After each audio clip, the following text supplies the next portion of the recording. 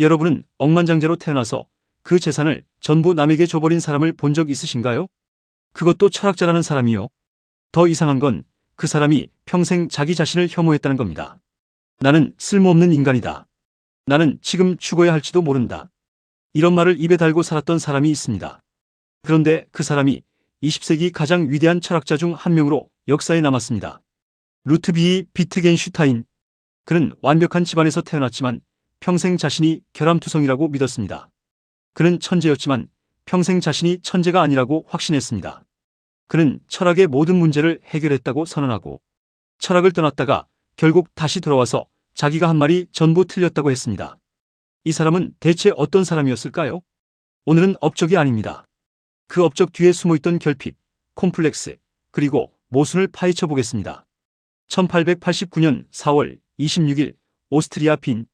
비트겐슈타인은 유럽에서 손에 꼽히는 부유한 가문에서 태어났습니다.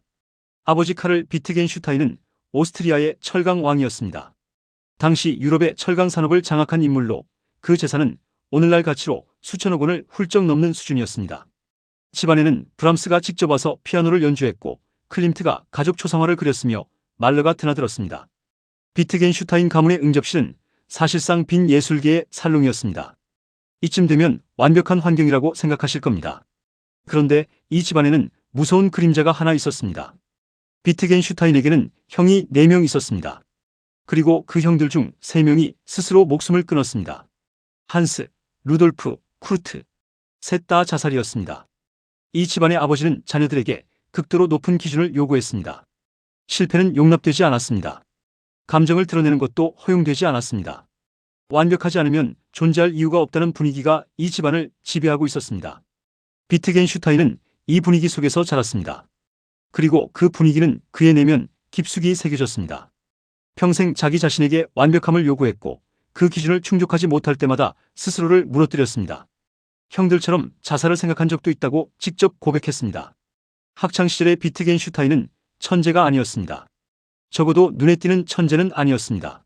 어려서 집에서 교육을 받다가 14살에 오스트리아의 한 학교에 들어갔는데 성적은 평범했고 사회성도 부족했습니다. 한 가지 흥미로운 점은 그가 기계를 좋아했다는 겁니다. 어릴 때 재봉틀을 직접 만들었다는 기록이 있을 정도로 손재주가 뛰어났고 수학과 기술에 관심이 많았습니다. 그래서 선택한 것이 공학이었습니다. 처음에는 베를린에서 기계공학을 공부했고 이후 영국 맨체스터로 건너가 항공공학을 연구했습니다. 프로펠러 설계를 연구하다가 그 안에 담긴 수학적 원리에 매료되었고 수학의 기초를 파고들기 시작했습니다. 그러다 버트런드 러셀이라는 이름을 만납니다. 러셀이 쓴 수학의 원리라는 책을 읽고 비트겐슈타인은 충격을 받았습니다. 그리고 1911년 직접 케임브리지로 찾아갑니다. 러셀을 만나기 위해서요. 러셀 입장에서 처음 이 청년은 그냥 열정 넘치는 오스트리아 부잣집 아들이었습니다. 그런데 딱 한 학기가 지나지 않아 러셀의 생각이 바뀌었습니다. 비트겐슈타인이 던지는 질문들이 예사롭지 않았습니다. 단순한 질문이 아니라 러셀 자신도 명확하게 답하지 못했던 지점들을 정확하게 찌르는 질문이었습니다. 러셀은 나중에 이렇게 회고했습니다. 비트겐슈타인은 내가 만난 사람 중에서 가장 완벽한 천재적 기질을 가진 사람이었다. 열정적이고 깊이 있고 강렬하고 지배적이었다. 그런데 본인은 어떻게 생각했을까요? 비트겐슈타인은 러셀에게 편지를 보냅니다. 제가 철학에서 아무것도 독창적인 것을 만들어낼 수 없다면 저는 철학을 포기하겠습니다. 선생님이 솔직하게 말씀해 주십시오. 이게 처음 케임브리지에 왔을 때 한 말입니다. 자기가 천재인지 아닌지를 타인에게 물어보는 사람. 그것이 비트겐슈타인이었습니다. 케임브리지에서 철학을 시작한 비트겐슈타인은 곧 자신만의 문제에 집착하기 시작했습니다. 언어란 무엇인가? 우리가 말로 표현할 수 있는 것과 표현할 수 없는 것의 경계는 어디인가? 이 질문을 붙잡고 그는 논리적으로 파고들기 시작했습니다. 그러다 1차 세계대전이 터집니다. 비트겐슈타인은 자원 입대합니다. 부유한 집안의 아들로서 면제를 받을 수도 있었습니다. 하지만 그는 스스로 전선으로 나갔습니다. 왜냐고요? 그는 죽음에 가까이 있어야 사람이 제대로 된 사람이 된다고 믿었습니다. 전쟁터에서도 그는 철학적 메모를 계속 적었습니다. 포탄이 날아다니는 전선에서 배낭에 노트를 들고 다니며 생각을 기록했습니다. 그리고 전쟁이 끝날 무렵 전쟁 포로로 붙잡혔을 때 그 노트들을 모아 하나의 원고를 완성합니다. 그것이 바로 논리철학논고입니다. 논리철학논고는 철학 역사상 가장 독특한 책 중 하나입니다. 얇습니다. 엄청나게 얇습니다. 그런데 내용은 이렇게 시작합니다. 세계는 일어나는 일들의 총체이다. 숫자가 붙은 명제들이 논리적으로 이어지며 마지막 명제는 이렇게 끝납니다. 말할 수 없는 것에 대해서는 침묵해야 한다. 비트겐슈타인이 이 책에서 주장한 핵심은 이겁니다. 언어는 세계를 그림처럼 반영한다. 우리가 의미 있게 말할 수 있는 것은 오직 사실에 관한 것뿐이다. 신, 도덕, 삶의 의미, 이런 것들은 언어로 제대로 표현될 수 없다. 그렇기 때문에 철학의 많은 문제들은 사실 언어의 오용에서 비롯된 가짜 문제다. 그리고 그는 선언합니다. 이 책으로 철학의 모든 문제가 해결되었다. 이 선언이 얼마나 오만하게 들리는지 아시나요? 그런데 더 놀라운 건 이 선언 이후에 비트겐슈타인이 한 행동입니다. 그는 철학을 떠납니다. 철학이 끝났으니 더 할 게 없다면서요. 재산도 전부 나눠줍니다. 아버지가 돌아가시면서 엄청난 유산을 물려받았는데 그 전부를 형제들과 예술가들에게 줘버립니다. 자기 손에는 한 푼도 남기지 않았습니다. 그리고 오스트리아 시골로 내려가서 초등학교 선생님이 됩니다. 유럽에서 가장 부유한 가문의 아들이 20세기 가장 중요한 철학서를 쓴 사람이 시골 학교에서 아이들에게 알파벳을 가르치기 시작합니다. 이게 도대체 무슨 일인가요? 비트겐슈타인이 교사로 일한 시절은 그의 인생에서 가장 어두운 시기 중 하나였습니다. 그는 아이들에게 엄격했습니다. 지나치게 엄격했습니다. 체벌도 서슴지 않았고 기준을 따라오지 못하는 아이들에게 가혹했습니다. 결국 한 사건이 터집니다. 한 남학생을 너무 세게 체벌했고 그 아이가 쓰러졌습니다. 비트겐슈타인은 조사를 피해 도망쳤습니다. 이 사건은 그에게 엄청난 수치심을 안겨줬고 이후에도 오랫동안 그를 괴롭혔습니다. 그는 나중에 그 학생을 찾아가 직접 사과했다고 합니다. 왜 그랬을까요? 많은 연구자들은 비트겐슈타인이 아버지에게 받은 방식을 그대로 아이들에게 적용했다고 봅니다. 완벽함을 요구하고 기준에 미치지 못하면 가혹하게 다루는 방식, 자신이 싫어했던 그 방식을 자신도 반복한 겁니다. 교사 생활을 접은 비트겐슈타인은 한동안 정원사로도 일했고 수도원 건축도 도왔습니다. 이 시기에 그는 진지하게 수도승이 되는 것을 고민했습니다. 그는 신앙과 철학 사이에서 평생 갈등했습니다. 신을 믿고 싶었지만 그것을 논리적으로 증명할 수 없었습니다. 논리철학 농구에서 말할 수 없는 것에 대해서는 침묵해야 한다고 했던 사람이 정작 자신은 말할 수 없는 신에 대해 끊임없이 갈망했습니다. 이 모순이 그를 평생 괴롭혔습니다. 그로부터 몇 년이 지난 1929년 비트겐슈타인은 다시 케임브리지로 돌아옵니다. 철학은 끝났다고 선언했던 그 사람이 다시 철학으로 돌아온 겁니다. 그리고 그는 자신이 논리철학 농구에서 했던 주장들을 스스로 부수기 시작합니다. 이것이 비트겐슈타인을 이해하는 데 가장 중요한 부분입니다. 한 사람이 자기 인생의 대표작을 스스로 틀렸다고 선언하고 완전히 새로운 방향으로 출발한 겁니다. 대부분의 철학자들은 자기 이론을 수정하거나 보완합니다.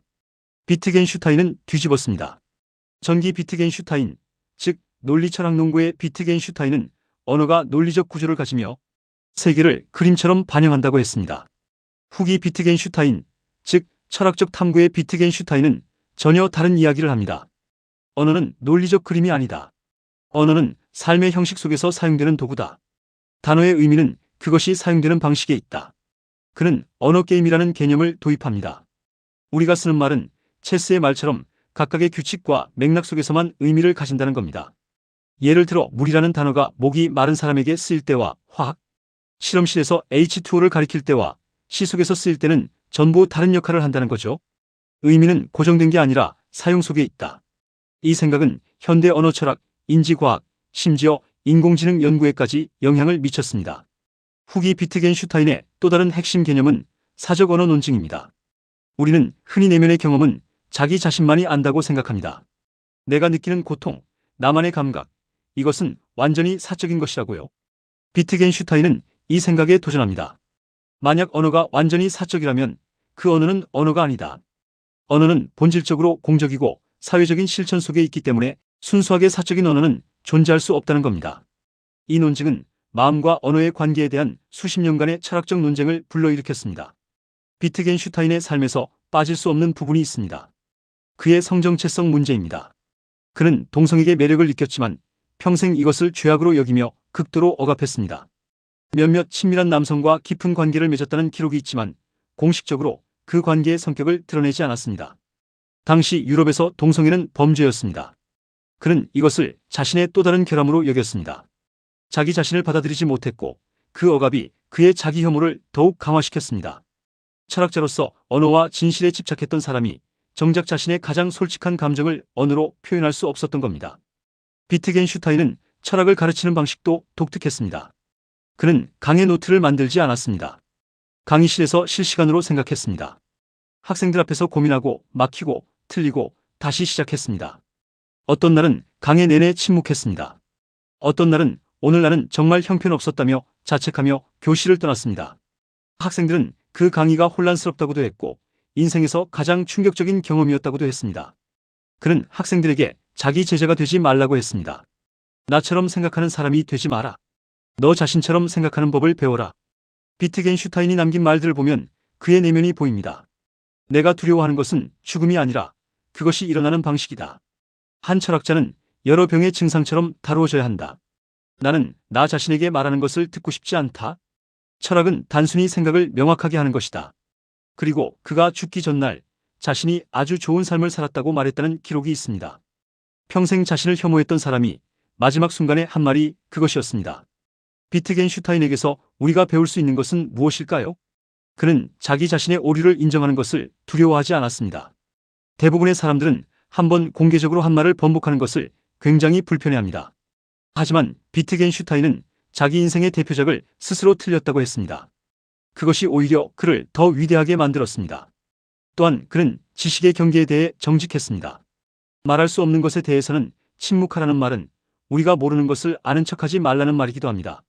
자신이 모른다는 것을 인정하는 용기, 그리고 그 한계 안에서 최선을 다해 생각하는 태도, 이것이 비트겐슈타인이 남긴 가장 중요한 유산입니다. 반면 그에게서 배척해야 할 점도 있습니다. 그는 타인에게 지나치게 가혹했습니다. 자기 자신에게 요구하는 기준을 남에게도 그대로 적용했습니다. 그 결과 많은 사람들이 그와의 관계에서 상처를 받았습니다. 완벽주의는 자신을 성장시키는 도구가 될 수 있지만 타인에게 향할 때는 폭력이 됩니다. 또한 그는 자신의 감정과 정체성을 평생 억압했습니다. 철학적으로 진실을 추구하면서도 자신의 가장 솔직한 감정에 대해서는 진실하지 못했습니다. 이것이 그의 자기 혐오를 더욱 깊게 만든 원인 중 하나였을 겁니다. 비트겐슈타인은 1951년 4월 29일 62세의 나이로 세상을 떠났습니다. 케임브리지의 한 의사 집에서였습니다. 그의 마지막 말은 그들에게 내가 멋진 삶을 살았다고 전해줘였습니다. 억만장자 집안에서 태어나 재산을 전부 버리고 자신의 대표작을 스스로 부수고 시골 학교 선생님이 됐다가 다시 철학으로 돌아온 사람. 평생 자기를 혐오하면서도 멈추지 않았던 사람. 그 모순 속에서 20세기 철학의 방향을 2번이나 바꾼 사람. 비트겐슈타인의 결핍은 그를 무너뜨리지 않았습니다. 오히려 그를 끊임없이 앞으로 밀어붙였습니다. 여러분의 결핍은 무엇인가요? 그리고 그것이 지금 여러분을 어디로 밀고 있나요? 영상이 도움되셨다면 구독과 좋아요 부탁드립니다. 다음 시간에는 푸코의 더 위대한 콤플렉스로 돌아오겠습니다. 시청해주셔서 감사합니다.